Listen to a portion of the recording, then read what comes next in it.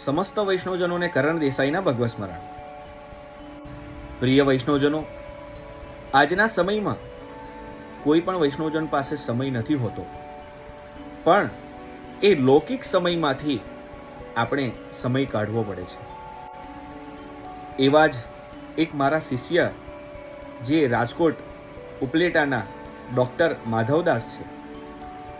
આજે આપ જાણો જ છો કે ડૉક્ટર પાસે તો ક્યારે સમય નથી હોતો, પણ તેઓ હવેલી સંગીત શીખવા માટે આજે તેઓ રિયાઝ કેવી રીતે કરે છે, જે વાત મેં એમને ક્લાસીસ દરમિયાન કરી હતી અને એમણે મને જવાબ આપ્યો, તો મને એકવાર તો મને હસવું આવ્યું કે અરે આપ કેવી રીતે રિયાઝ મેનેજ કરો છો. તેઓ જ્યારે એમના ક્લિનિકમાં પેશન્ટ ન હોય ત્યારે એ સમયનો સદુપયોગ રિયાઝ કરીને કરે છે.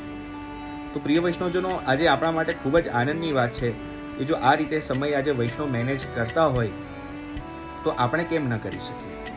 તો જરૂર આપણે હવે આ વિડીયોને આગળ જોઈશું.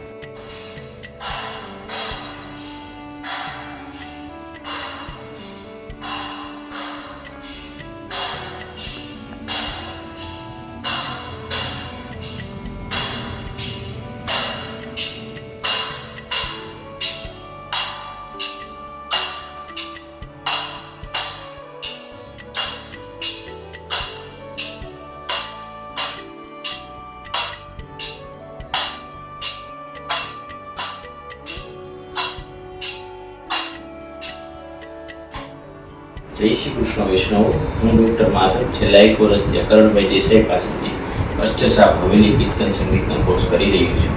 એમની સૂર તાલ અને લય પરથી કીર્તન શીખવવાની પદ્ધતિ ખૂબ સરળ અને પરંપરાગત કીર્તન શૈલીના આધારિત છે. મને ખૂબ સરળ લાગે છે અને ખૂબ આનંદ આવે છે.